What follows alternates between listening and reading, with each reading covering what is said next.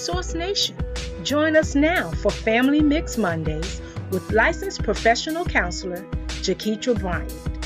Tune in as Jaketra shows the different dynamics that make up family. Whether you represent the nuclear family, single parent, extended, grandparent, or blended family, Jaketra has tips and advice designed to strengthen your family structure. Source Nation, here is your host, Jaketra Bryant.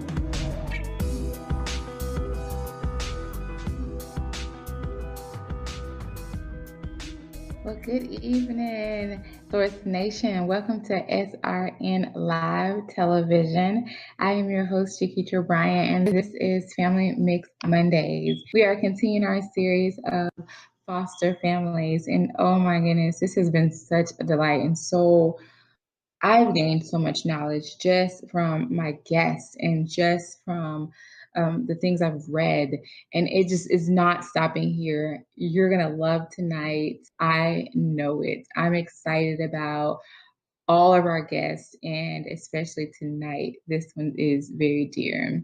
And before going any further, I want to stop and thank our sponsors, Zulina Health and Wellness, Revolution Meals, Meet My Types Matchmaking, New Covenant of Praise Worship Center, Urban Grandstand Digital, and Blend to Blend, Juice Bar Boutique, who's made this show possible. So thank you, thank you, thank you. And Source Nation, if you would like to advertise on our television network, contact Kathy B at Kathy Lynn, that's with a K, KATHYLYNN 1971 at gmail.com, or Tracy Jeffcoat, that's one word, Tracy, TRECIE at gmail.com. And if any advertising purpose that you would like to get into. And so I want to read a couple of stats that I looked up and found that I thought were so important for tonight's topic.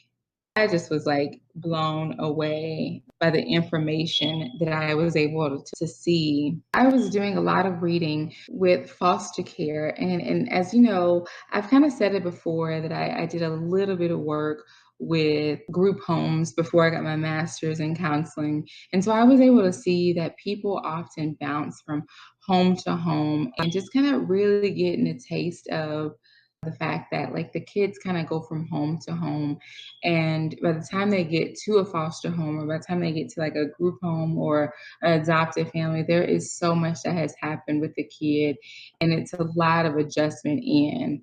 So I definitely want to encourage people, as I'm just kind of looking at some stats, to really just get involved and read a lot more when it comes to really taking a closer look at foster care. So foster care, this is from Foster Care Close-Up. It says of the 402,378 U.S. children in foster care now, it's estimated that 101,840 are eligible for adoption. And so look at that great number, actually, y'all. Like, could you imagine? This is in the United States. This is almost 2/3 of these eligible children will eventually be adopted into forever families. 2/3 is actually not a very high number. So this says that there's a lot of kids that probably stay in foster homes and maybe possibly go from home to home. It says, but many others will never find a permanent home. Everybody agrees that the fewer moves a child has to make, the better.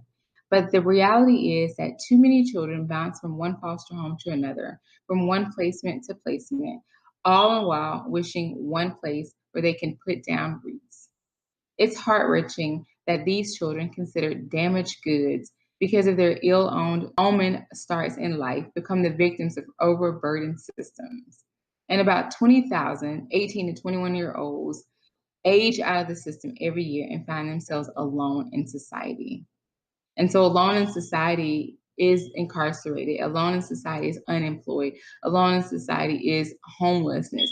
Alone in society is they are not expected to finish school.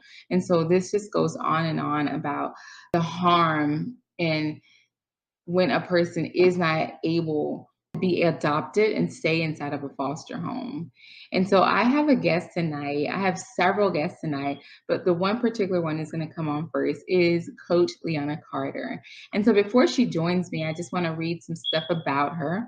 And says Leona is the best-selling author of Because I Said So, equipping and inspiring mothers to be intentional about the words they speak. As the founder and chief executive officer of Carter Strategies and creator of the Because I Said So coaching program, Leona helps mothers who are successful in their profession translate their success to motherhood. Married for 22 years, Leona and her high school sweetheart, Omar, have 6 children and 3 foster children. Leona and her family moved from Seattle, Washington to Kalamazoo, Michigan for the tuition-based program called the Kalamazoo Promise, where her family was featured in the New York Times. And so I do believe we have Leona Carter with us this evening. So hello, Leona, and thank you so much for being a part of SRN Television. So how are you? Good. Hello, everybody. Hey, party people. Good. Hello. Tell us information about you. Well, I live in the city of Kalamazoo here in Michigan. My family and I are originally from Seattle, Washington. And so we moved here 11 years ago. And, I'm involved in my community. I have 6 children. 3 are almost 3 are graduated. 3 are still in the home. And so just living the life of cold weather Michigan. It's kind of springtime right now. So we're, getting over the cold, enjoying some sunshine now. Yes. And so again, thank you so much for just being a part of the series of foster families. So I know that it's definitely going to be so much information that we're able to share to everyone. So I want to ask, how long I've actually been a foster parent for almost 16 years now. Oh, wow. Yeah. We actually started in Seattle, Washington, and now I'm here in Michigan. I just carried it over from one state to another here in Michigan. Yes. Do you find the process different from state to state?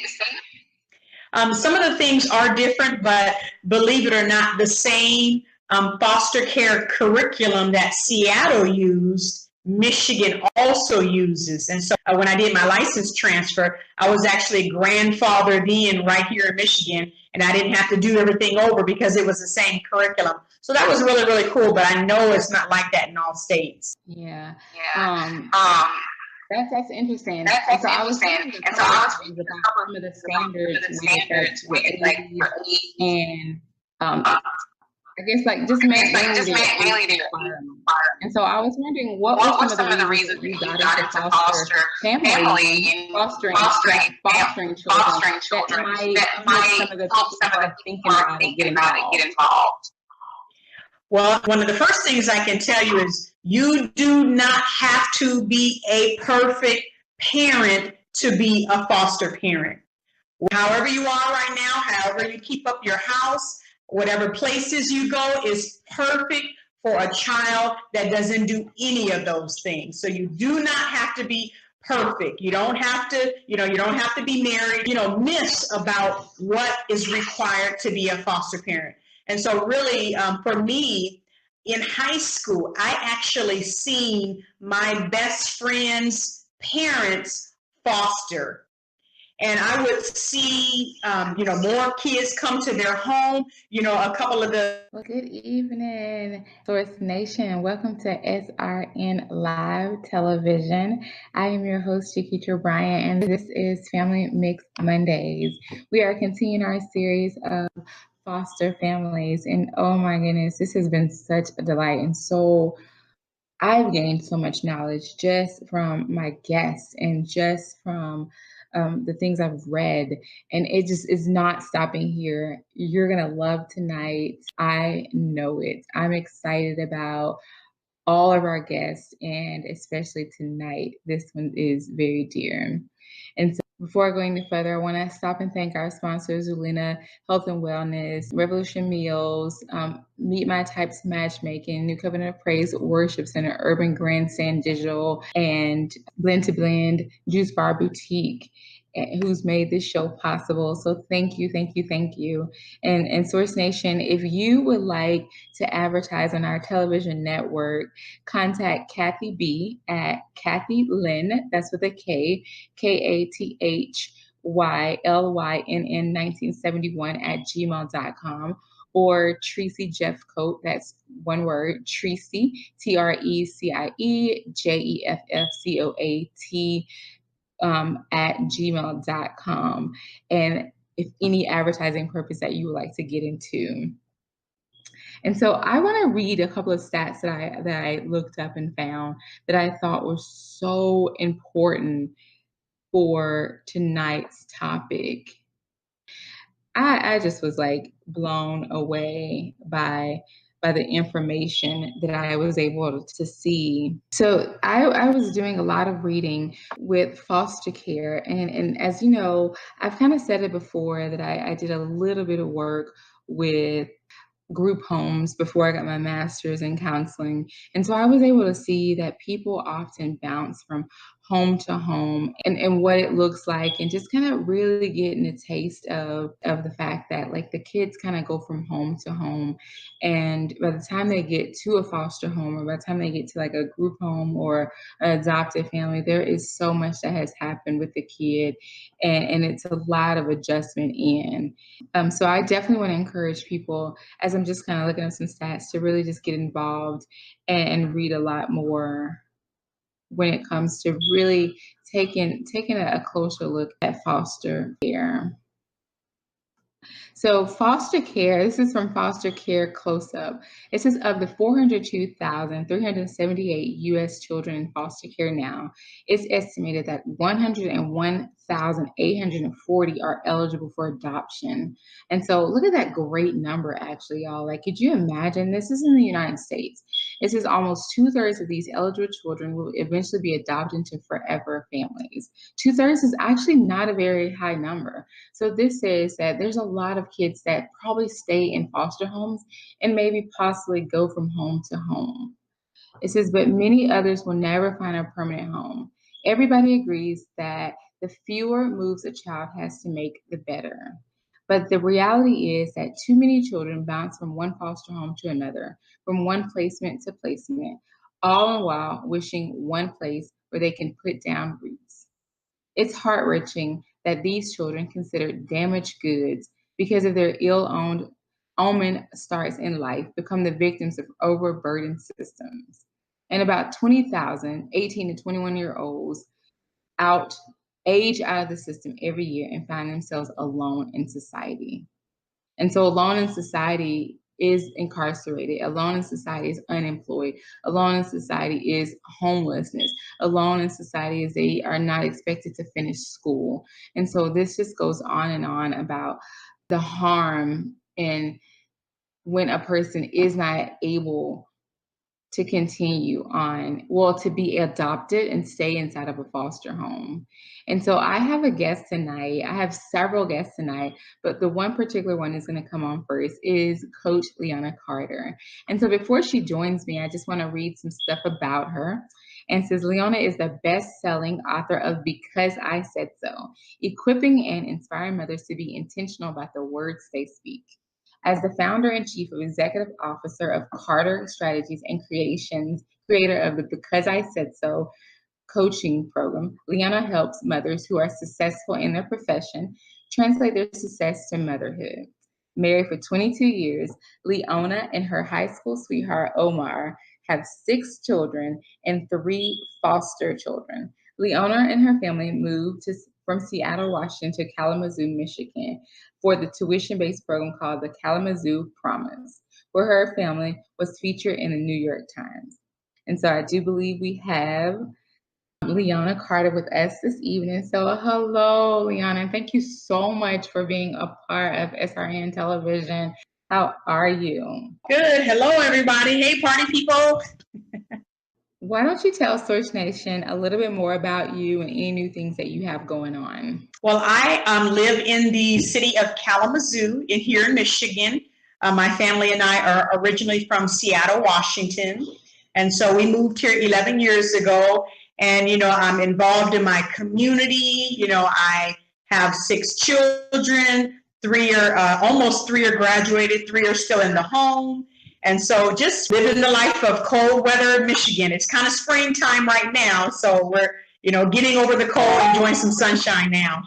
Yes. So let's get started. And I'm just so eager to just hear more about you and the things you have going on. And so, how long have you been a foster parent? I've actually been a foster parent for almost 16 years now. Oh, wow. We actually started in Seattle, Washington, and now I'm here in Michigan. I just carried it over from one state to another here in Michigan. Do you find the process different from state to state? Some of the things are different, but believe it or not, the same foster care curriculum that Seattle used, Michigan also uses. And so when I did my license transfer, I was actually grandfathered in right here in Michigan, and I didn't have to do everything over because it was the same curriculum. So that was really, really cool, but I know it's not like that in all states. Yeah. What were some of the reasons that you got into foster care that may help some of the people that might be thinking about making this decision? Well, one of the first things I can tell you is you do not have to be a perfect parent to be a foster parent. However you are right now, however you keep up your house, whatever places you go is perfect for a child that doesn't do any of those things. So you do not have to be perfect. You don't have to be married. Myths about what is required to be a foster parent. And so really, for me, in high school, I actually seen my best friend's parents foster. And I would see, more kids come to their home. A couple of the siblings were in my wedding. One was a biological daughter of theirs. One was a foster daughter and eventually adopted daughter of theirs. And when I seen this family do that, I said, I'm going to do that. And this was when I was 16 years old. And so when I saw that family do that, I said, one day that's going to be me. And I loved, what they had to offer. They don't have a mansion. They don't have $100,000 in the bank. You don't need any of that to be a good foster parent. So they start right where they were. And I did the exact same thing. Oh, I love that. It is a lot of variables with foster care. And so you do have to be open and flexible, but there's a lot of support with foster care. My agency, very supportive. So you figure out what it is that you need and you let your caseworker know, and they're able to really wrap you around with services, so that you can provide the home. And I've done just that. Oh, good. Like you currently have 2 foster children in your home. Correct. Yes. Okay. And so with the different children that you've had throughout the years and the ones that you currently have that have been in your home for years, did you do something to prepare your children that you already currently have inside the home for adjusting them in with the newer set of foster children? Because I have 6 kids, okay, so we had to have a family meeting, literally, Monday at 6 o'clock, everybody in the living room, because I have adult children, I have, children in college, and I think it was during spring break where I was able to really sit down and talk to everyone. And so, most of my kids, or actually all of my kids, know that I've, done foster care before. And so they're familiar with, we got to clean our home. The caseworkers are coming to check everybody's room, every nook and cranny. So, clean up your underwears off the floor because the caseworker is coming in to check, So, talking with my family, we organized where the foster children were going to go. I have girls in my home. I have boys in my home. And the girls and boys have to be matched up with a foster girl and a foster boy. So we organized whose room that was going to be. And so really had discussion and preparation before we welcome the little ones into our home. Oh, wow. It's so great to have a conversation with your family to prepare them. So let's speak about the requirements for those who may be interested in fostering children, but are still unsure about what is needed for such as like housing, if they need apartments, sleeping arrangements, if you're a single parent and if it's okay. Like, so could you speak about those particular requirements that are needed if you are indeed that person that's interested in fostering a family? Okay, yeah, absolutely. So if you have a house or an apartment, you can foster.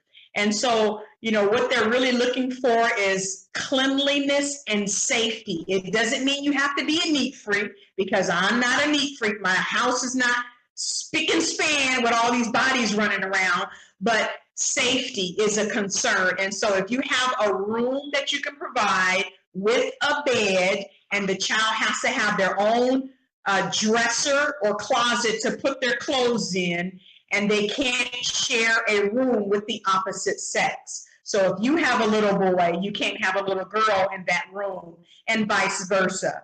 And so, just making sure that, your front door opens and it has a lock on it, making sure your windows has screens on it. If you have a guardrail going in and up, up and down your front door, make sure the guardrail is, safe and is not broke, and, make sure your cleaners are up high. And so the requirements that, that are required by each state, an apartment can fulfill those requirements just as much as a mansion. So, or anything in between. So just really safety is the concern. So if you have 15 cats in your house and you have bleach and cleaners all on the floor, well, you're going to raise some red flags, And so it's really about, safety in the home. Just imagine a 1-year-old kid grabbing everything in sight. Will they be safe if they grab something? So that's the kind of concept you want to kind of keep in mind when you are, preparing your home. That's good. So that helps like a lot of people know that even if you are a single person in an apartment, it's about safety. And given why it's about safety, I mean, we're talking about young children who are under the age of 18 if you're inside of the foster care system. And then you want them to be safe. And so they come from all different types of backgrounds that probably were not safe, or just whatever the situation may be. So that's something that may even cause a person to do better with their own regular living. To look into something like that. Because the reality is, a lot of children come from homes with no safety plan in place, no rules, no regulations, no boundaries. Yeah. And so a lot of the home, anything goes, anything. I mean, they come, go, there's no, chore list, there's no sense of structure. And so when they come into your home, you're setting those boundaries and structures in place. And so having things put up is really, that's why safety is such an important thing, because a lot of kids, anything in sight, they grab, because that's what they're used to doing in their home. So it's not like they're disrespecting your home, they're doing like they've always done. Right. And so they're going to grab. And so having your home, fortified, child-proof is really, really important until they learn those safety measures. And then, when they get tall enough to reach things, they'll say, you can teach, you don't do that. This is what we do. This is what's allowed. This is what's not. But until you get those things in place, everything needs to be way up high. Mm-hmm. I like that. Again, I think it's just something that's going to help us all. Because even if you're preparing for a child of your own, these are some things that you would begin to think about. And I think like it just forces you to think about this in terms of a foster child, that they are indeed children that you're welcome into your family, into your home, that this person does for however amount of months or years becomes your own family member. So true, so true. And then, you take the foster child and you mold them right into your regular routines, So some of them have not experienced what family looks like. And of course, what that looks like is different for each home. And so whatever your family usually do, if you go to soccer every Monday, this is what we do on Mondays. When you're sitting down at the dinner table, this is how we sit at a dinner table. Every moment, every part of your family is a teaching moment, because you can't assume children know how to sit at a dinner table. You can't assume they know manners, please and thank you. It's like you're really, you're a teacher and you're starting from scratch, and you can't assume they know what anything is. Put that in there so we can wash the dishes, put it on that side of the sink. They might not even know what that means. I mean, it's a lot of things that we take for granted and assume it's automatically taught. And boy, I'm telling you, it's not. And so, a lot of the simple things foster children enjoys. I remember one of my foster sons, we were cooking for Thanksgiving, and everybody had a food that they were cooking. And so he was in charge of stirring the cornbread, and all he did was stirring the cornbread, and that was just life-changing for him. Oh, wow. Because when it was at the dinner table and there's all the cornbread that everybody's eating, he said, well, I made these. And it was just such a special moment for him, And so everything is appreciated because a lot of things have not been experienced. And so, you don't have to take them to Disneyland every year. You don't have to fly them to California. I mean, I'm talking simple stuff, simple things in your community, going to the library, just things that they've never experienced, believe it or not. That's awesome. Like I really, oh man, that is, I just was just thinking of even just it kind of brings me back to like what I was thinking about before with blending the children in and what that looks like. And so as I was just preparing and looking at some stuff, I just kept thinking of like this marriage and how a person, if you're dating someone, they come with one set of kids and you come with your set of kids, but you all have had your own different experiences and your own structure or lack thereof, or whatever your background looked like. And how does that look when you're trying to come together, and how it is a teaching moment. It's communication constantly. And so like for parents who are already parents, but would love to get involved, what were some things that you did to kind of blend that family? You talked about with the Thanksgiving, but what as far as the children being able to bond together and getting in a routine, what were some things that you did that you found very helpful with blending the siblings in and them into the family unit? One of the things that's really helpful in that process, and especially for me, is, all 6 of my children have chores. There's a chore list of everybody's chore that night. And so guess what? We have 2 more new people that can help with chores. And even though it's little, it's about consistency, being part of the family, and routine. And so generally what I do, like right now, I have a 1-year-old and a 4-year-old. And so there's something that they can do. There's something for everyone. And so I usually take one of my children and partner them with one of the foster children and say, you're going to help this person clean the kitchen. And so my child knows to give them something that they can do. And so same with the other child, I'll partner them with another child and be like, you 2 are in charge of, the living room. Everybody has a part, and they see like, wow, he's doing it and I'm doing it. And they totally feel a part. It's not like, well, you sit here because you don't know how to clean. You don't know what we normally do. There's none of that. I'm talking day one. Everybody gets to help with chores. Yeah. Oh, I love that. Oh my goodness, I love that. I need to let my son partner with somebody. We don't even have any foster children in the home, but he needs to pick up on even that. That's a good skill to pick up on. I love that. I think that's a really great idea with that. And so what's the time frame that children are often that they might stay at the homes? Is this something that a person will know in advance to have a conversation with their children about as they're transitioning in? The time frame definitely varies. And so we might get a call from the caseworker that we have a child that is long term, and we don't know how long that is. And so as a foster parent, you have to kind of keep in mind, you think 12 months. I mean, when you think long term, you think at least 12 months. And so you're thinking, can our family host them for 12 months? And then sometimes it's longer.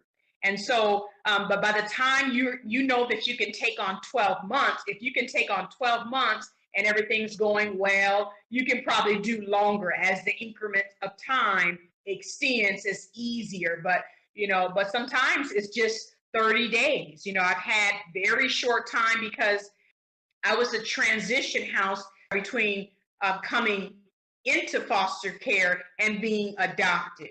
And so I've had children just for 30 days, and it's been communicated that they already have a adoptive home, and we just need someone for 30 days. But because this is life, that could very well change as well. So it's like constant communication for your family and the caseworker to know, okay, it looks like it's going to be another 6 months. Can you still provide care for this child? And so it's an ongoing communication. But when they say long term, you think a year, because sometimes the biological parents, they think they can get it together in 90 days. But the reality is not many move that quickly. And so because of other personal barriers that get in their way. So you're just really being conscious of, if this child is in my home, can I do long term? And if you can do long term, it's welcome, or a good thought to kind of think about. Yeah, that's really interesting. I imagine it's just a big transition for everyone there, and especially the children. Because if you're the transition between, sometimes, then is that a process that a person can sign up for? Like if they're interested in fostering, but they're not quite sure what does this look like for a year from now, could they sign up for are there different sections to sign up for? There is. And so there is something called respite care. And respite care is that temporary short-term care. So I'm considered a long-term home. And so children that come in my home, I'm prepared for that year or longer if need be. Homes that are respite. And so sometimes it's 24 hours, sometimes it's just a weekend, or 30 days, really short term. And if for some reason the child is in there and that weekend actually needs to turn into a year because of one reason or another, then that foster parent, and the caseworker would transition that child into a long-term home. Okay. And so it is nice because you can use to get an idea of, do I want to do this? Is this something I can do? I mean, you can learn a lot and get a good grasp of it even in a weekend, because, a lot of these children have such a high need capacity. I mean, because they've never had the affection or they've never had the consistency. And so in a weekend, you'll know if you're cut out for it, for real. Yeah. Man, it just seems like it seems like a lot for a person, but it sounds like, I think one big picture is to make sure you have this caring heart where your heart says, you know what, I'm prepared. And maybe we'll learn something from each other with this process of it. And there is a desire to serve and to really provide this sense of structure and family for a child or children. Mm-hmm. And so I was wondering a lot of things, but I was wondering also about when's the right time to discuss with your other children about, I guess when you first, since you've been a foster care home for a foster parent for quite some time in other states, when you decided that this is something you wanted to do, of course, I know you probably had the conversation with your husband, but is it a good idea to have a conversation with your children about hey, I'm thinking of doing this, and kind of getting the whole family's input about what this process is and any questions? Yes, absolutely, because your own children may not even know what foster care is. I mean, it's not common knowledge to everyone. And so really having a conversation with your children about what that is. And it doesn't matter what age. So you have age appropriate conversation with your child. So what you say to a 2-year-old is obviously going to be very different than what you say to a 12-year-old. But you have some kind of conversation. Very similar to mom being pregnant. You know, mommy's having a baby. Yeah, you have, and that, you know, that mom would have that age appropriate conversation.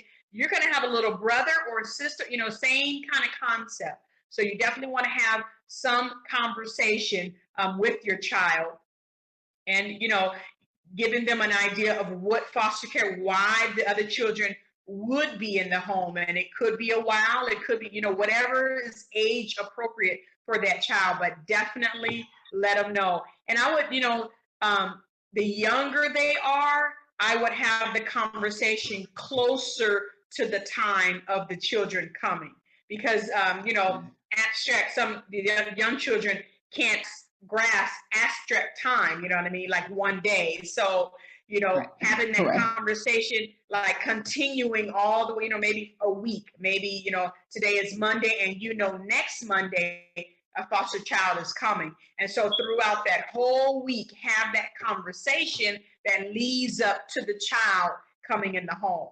You know, as they're older, they can understand the time frame a little bit better. That's a good idea. Yeah, I have a niece, and she's as cute as she wants to be, but that time frame is just like, it's poor. It's like all over. Everything's today or yesterday or tomorrow. Yeah, it is. And so it's just like, well, I did this. Like, did I eat dinner today? It's like, what? They really do. They get really lost about time. So I think that's a really good idea. And before we bring like the two kids on, I wanted to know about any resources and organizations that you use to just assist you with learning more about fostering a family, what to expect, just anything that you found as a helpful to transition and just you as the parent in. Okay, you know what? That's a good question, because, you know, it's really interesting, because what you do for your own child might not be allowed for foster care. It doesn't mean it's wrong. It doesn't mean it's the best way. It just means through protocol and regulations, there's a reason they have to do it a certain way. So really, like if you're taking on a baby under the age of 2 years old, doing, you know, online studies, or even let your caseworker know, and they do usually provide that information of what's appropriate for a crib and how to sleep in a crib and the rules and regulation for children 2 and under. Because when you had your little cute bundle of joy, you probably had the little stuffed animal and the little, you know, crib bumpers and all of that cute stuff when you had your baby. But guess what? Cute or not, it's not allowed in foster care. And so really learning what those rules are. And then another big one is, you know, discipline. You know, how you discipline your little cute Johnny is going to be very different than how you discipline, you know, foster children. And so, you know, definitely take classes on discipline, or, you know, crib, you know, safe sleep. I mean, there's a host of things on the web, and your foster care agency has, you know, all those resources and information. And I would definitely brush your skills up, because, you know, you might have been a parent for 50 years. You know, your child might be grown on their own and gone and have their own family.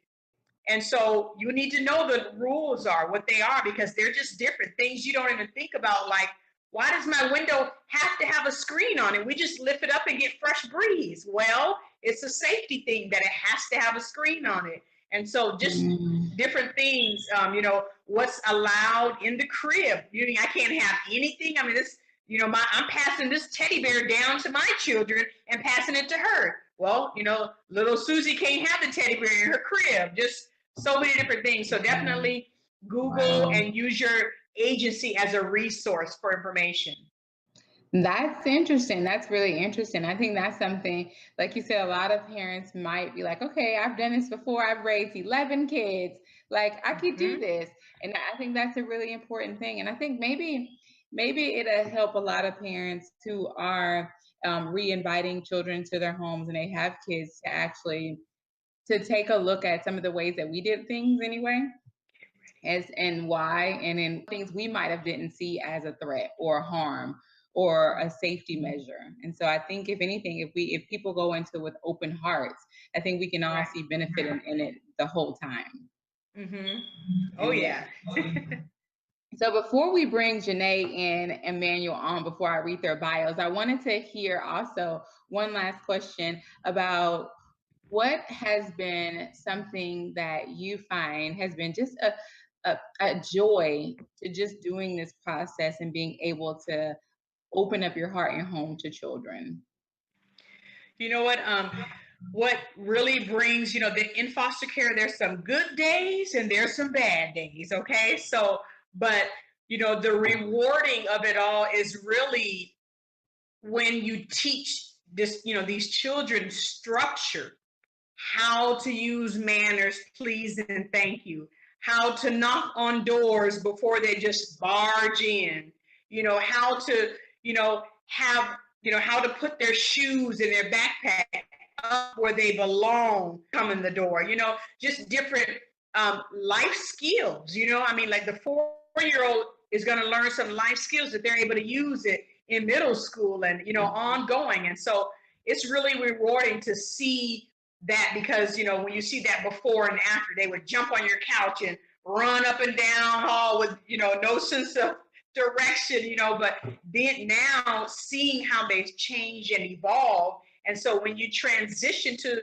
their parent is going to notice the difference. They're going to see how well their vocabulary has changed. They're going to notice their child has been benefited from your home. And so to see that before and after, it's very rewarding. And in my home, I'm Miss Leona, and they'll never forget Miss Leona and Mr. Omar, in our home. And so it's rewarding. But what's really cool is when you see the child years later. I've had a 10-year-old that I had when she was 5.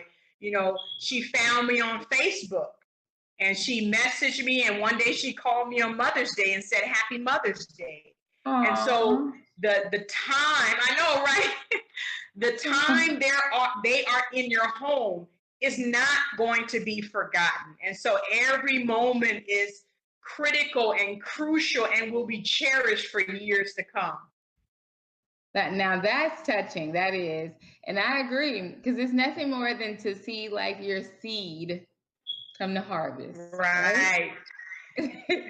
I think sometimes, like, I think even in real life, like when we're like working and just like, what am I doing all this work for? What am I saving all this money for? What am I like correcting all these kids for? But it's harvest. There are things later that we get to see, and so and I think that's and so. Awesome. Oh man, well, thank you. So Leona's going to grab the kids, and I'm just going to read y'all some things about the 2 kids. So we have Zjane Carter, who's an 11-year-old student in the 6th grade. She enjoys playing basketball and spending time with her family. Academically, she enjoys computer science, coding, and learning how to develop apps. Oh my goodness, I'm impressed. And then we have Emmanuel, who's 17. He's a junior in high school. He enjoys visual, musical, and digital art. Emmanuel's goals is to enroll into Kendall College of Art and Design in Grand Rapids, Michigan. He is a percussionist in the Kalamazoo Central Marching Band. And so we have the kids, they are here. Well, we have a teenager and then almost a tween. So I'm not even gonna say kids. And so, but hi guys, I'm Jaketra. How are you? We're good. Okay, so I have questions for like both of you, and so you can both answer it if you feel comfortable, or if one of you want to be like, "Oh, she'll take it," or "He'll take it." Totally fine with me. Okay. Okay. All right. So first, I wanted to know: did y'all want to tell Source Nation, because we're live on like YouTube as well as like with the radio? Did y'all want to tell them more about y'all or some new things y'all have going on at school that you want them to know more about? Finals are coming up, so that's fun. And then it's gonna be summer break pretty soon. So yeah. Yeah. Yeah, we're still having testing and good grades for me. So I've been talking to Miss Leona, and we've been talking about like just foster families. I've been doing a series on just foster families and getting more people involved so they won't have this negative thought about what it means for people to come into their homes, that it's a transition and it's new to y'all as well. And so I wanted to talk about that. So what was your understanding of what foster families meant? Did y'all have an understanding of that? Yeah, for me, it meant that kids or teenagers coming into our home for fostering or for us to care for them, to provide help or caring for them while they're in our home. For me, I feel like a foster home is like a safe haven, a place where like adults, parents like open up their house for kids to come in, just in a time of need for a short or long period. It doesn't really matter. And it's just like a place where they could be. Yeah, yeah. So it sounds like y'all had somewhat of an understanding from it. So were you able to get this understanding from maybe other foster homes that you have been to, or how did you come to understand what this means? For me, I was little. I was younger when I was in a foster home, so I don't really remember. So how I came to understand was from different kids coming in and out and me witnessing how they've been treated here over many years. Yeah. For me, I was also kind of the same. I was young, but me and my brother, we were the first set of kids that were adopted. So I got to see her come in and then so on and so forth, everybody else. So I was actually adopted when I was 3 years old, and she was Oh, adopted around 1.5. So okay. it's a little blurry, but yeah. Yeah. So y'all have been with the Carters for quite some time now. So Yeah. y'all are Carters. Yeah, y'all are artists. Well, that's good. Maybe like since this has been something that you transitioned in, and you've also, Miss Leona was telling me that y'all also have other foster kids that come in there. So, what things have you done to just make sure that they understand that this is scary, but you understand them? For me, I always looked up to like my older siblings, so I know they're probably looking up to like me. So I try to like set an example. I be careful about like how I word stuff and what I say and what I do because I know 5 seconds later they'll repeat whatever I say or they'll do whatever I do. So I try to make sure everything is for them. Yeah. Yeah. I do the same, setting the example for them so that they know exactly what to do, so that if they're doing what I'm doing, they'll be doing the right thing, and set an example in any place, as in like a dinner table or while we're playing at the park, using your manners or not running off like anywhere we're at. Yeah. Oh my goodness, I'm so impressed with you two and just this transition. And so what kind of advice would you give someone? It's their first time coming to the home. Maybe they're scared. They don't know you, they don't know the other kids, they don't know your family. What advice would you give? Say a little girl, Zjane, and what advice, Emmanuel, would you give a little boy coming in? For me, a little girl, well, if they are scared, I would say that they don't need to feel scared, that we will welcome them with care and love, and that they should feel comfortable here no matter where they're at.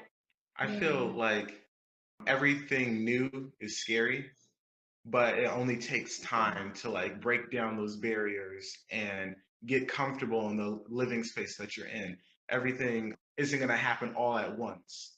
So you just have to take your time, get to know your guardians, get to know your surroundings, and then you can actually grow and be more comfortable in your living space. Yeah, I'm so impressed, y'all. That's probably my phrase. I just keep saying. I realize that I'm so impressed. I'm so impressed. And so I promise I have a larger vocabulary. But so when it comes to being a foster child that's now adopted, are you comfortable with having conversations in your schools or in your neighborhoods about that you are a foster child or were and now are adopted? And then if so, like, how do you have that conversation so that other children that may be in the same area can feel just as comfortable? Well, me and my older sister, we are about 6 months apart. So whenever I tell people that, they're like, how is that possible? Right. And then like, oh, I'm adopted. And nobody believes me. They're like, you can't be adopted. I've known you all my life. You're not adopted. I was like, yeah, I actually am adopted. And it's like so hard to believe for people, but I'm like, I always tell them, oh, well, I was adopted. Like I was young when I was adopted. So you grew up with me all your life, but before then. Sometimes for me, people mostly guess that I'm adopted sometimes when they see that my dad is picking me up because he's way more light skinned than me. So people are like, "Oh, were you adopted or something?" I'm like, "Yeah, but that's not why. That doesn't show anything." But then I had to explain to them, like he said, how I was adopted when I was young and how everything went on from there. Yeah. Are there things that you did to kind of reach this place of feeling really comfortable with being like, yes, but that does not mean that's not my dad. That's not mean that's not my mom. Did y'all A lot of times people ask me like, hey, do you want to like find your real parents when you grow up? Like all this other like crazy stuff. I always tell them I'm like the parents I have right now are my real parents. They're the parents I've known all my life. So I'm perfectly content with the parents I have right now. Yeah, and the same for me. When people ask me that, I'm just saying I'm fine here and I'm fine doing what I'm doing right now. And I'm fine thinking about the parents I have right now. That's so cute. I love that. I love that.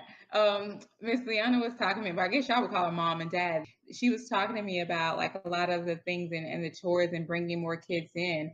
And so when it comes to the transitions and helping those other kids feel a part of the family and things, what are some things that y'all do as the big sister or the big brother with like just making the other kids that come through the home that may not stay as long as you do feel a part? Do y'all have your own kind of sibling type of games or like talk?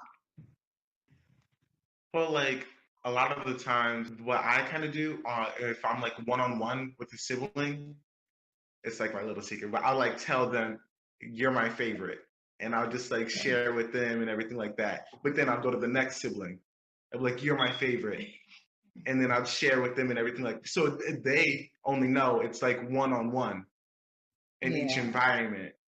So it feels like a special connection in between just one me and them in each environment.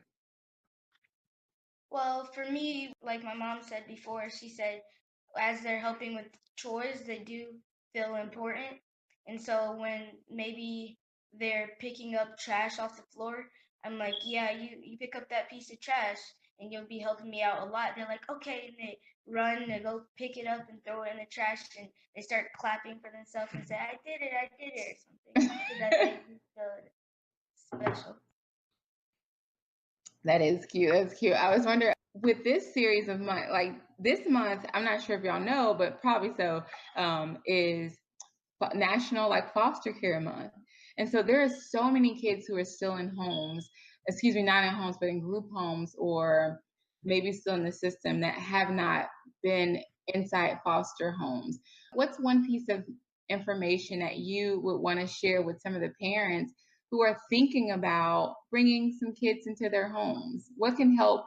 What do you think would help them to make up their mind to know that this is a really good idea?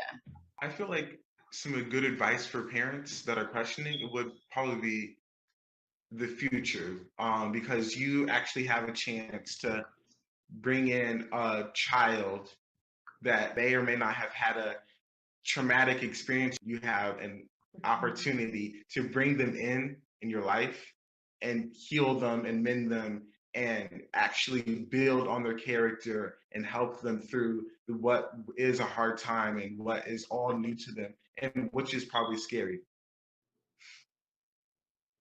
Parents will probably think, "Oh, I don't want to do this because it'll be too hard and I'm not ready for all this work, and that I should probably have a child of my own before I take in another one. But as I've witnessed, it's not going to be that hard, even if you don't have a child of your own, because you learn from this experience. If you do take in a foster child that's young, you can learn from this experience that after that you would have a child of your own, and you could see the differences or the similarities that you do for your own child and for a foster child. Yeah. Oh my goodness. Like this has been so like you guys, I'm so glad that they suggested like to make sure that y'all come on and have just some comments. So what about to that child? What advice would you give to that child? And man, you said it best. Like it's a scary thing and you're gonna feel some feelings about it. Did you think that there are some helpful maybe groups that you joined or some helpful books or conversations that Ms. Zjane and Mr. Omar had with y'all that help that maybe some kids also too can do those same things? Well, there's like a lot of stuff that we do as a family. So we're all like included. We all do stuff the same. We all go to church every Sunday.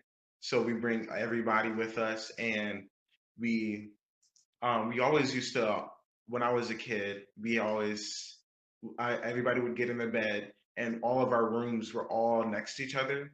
So my dad, he would sit down and he would read a book until we all fell asleep.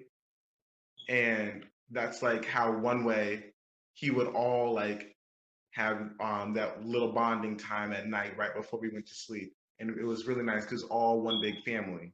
And it was like nobody felt left out, nobody felt excluded, and we all had our little piece of togetherness. Yeah. And also the family meetings that my mom would call, where every single person in the family, all 8 of us, would come into the living room and talk about things that need to be addressed so that no one is left out of the conversation. We all know what's going to happen and when it's going to happen so that we're all included and we all feel important. Yes. Oh my goodness. Ah, man. So I guess as we prepare to close, when you guys get older, are you thinking about being foster parents to some loving kids too? Me personally, if I want to have kids, I would probably adopt because the experience I had and I was blessed to be in a nice, welcoming family. I would probably want to give that same opportunity to somebody else later on in life. Get it. Totally get it. Well, for me, I do want to be a foster parent because I've seen the impact it's made on people's lives. Like mom was saying, the little 5-year-old she had before grew up to be a 10-year-old in college. I want to have the same impact on other people's lives as well. Yeah, man, you two are, I'm so like, man, I just really just hope that like this has been a blessing to me, and I hope that the people that like tune in now or later tune back in will get more information and won't be scared anymore. And National Adoption Month is coming up in November, so I hope we like shoot the numbers through the roof where we're having some parents and some people get involved. And so, okay, good. So we got all three here. So Leona, I know I just thought about like about the question of transitioning with when a person has the parent involved, how do you kind of have that conversation so that if it's not moving toward adoption like Emmanuel and Zjane did, being able to have that bond stay there and still have these nice seeds of love and structure being planted? How do you make that process happen?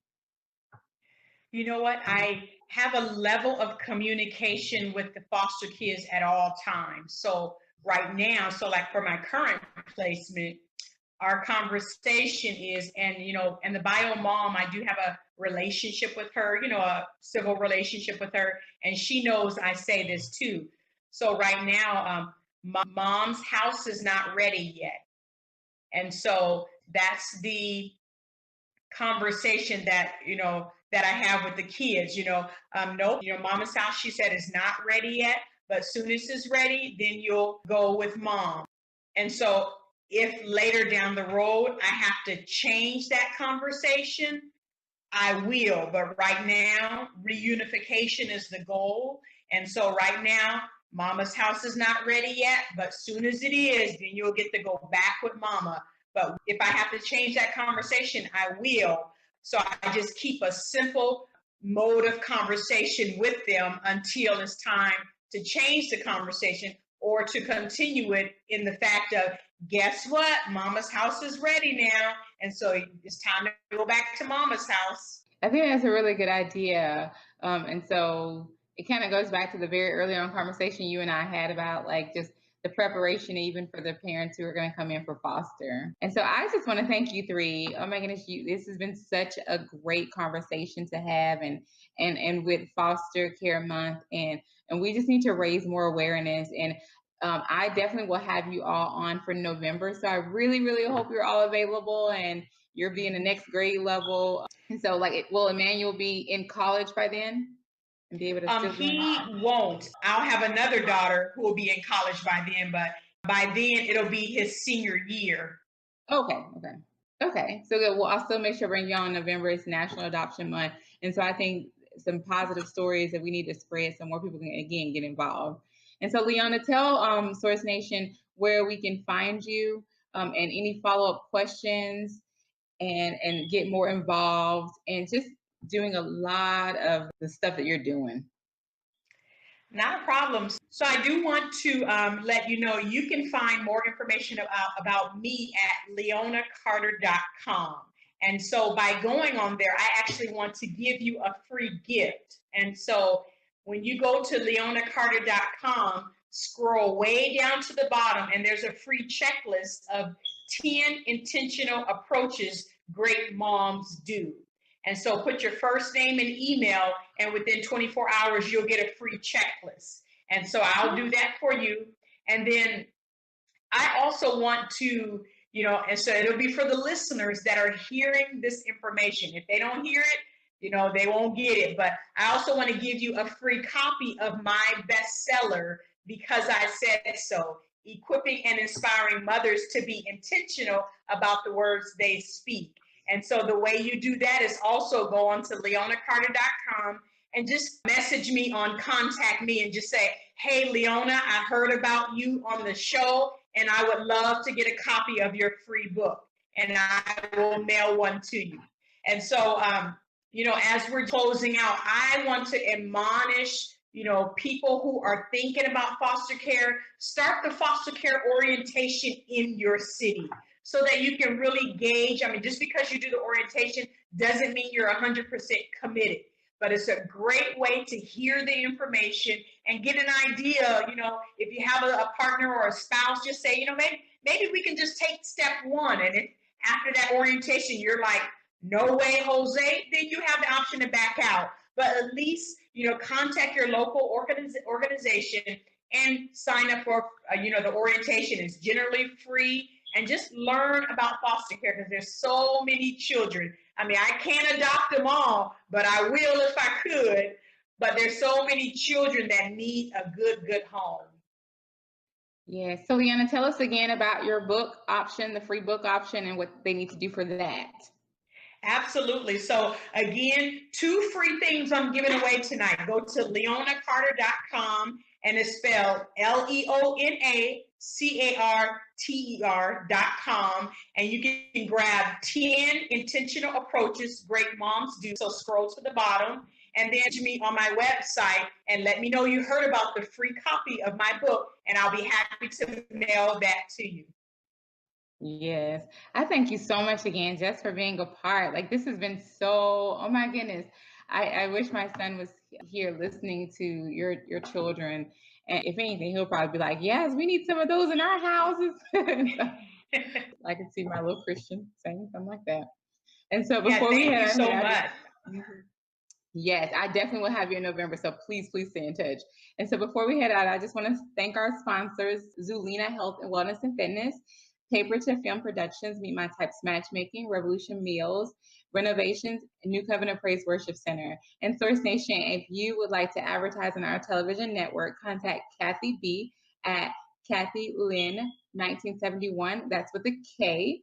KATHYLYNN1971 or Tracy Jeffcoat, that's TRECIEJEFFCOAT @gmail.com.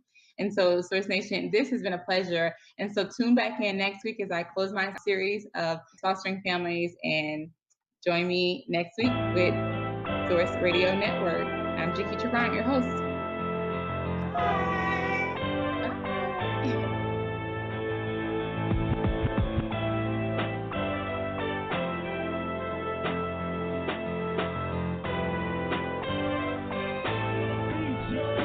Get at me for beats, y'all.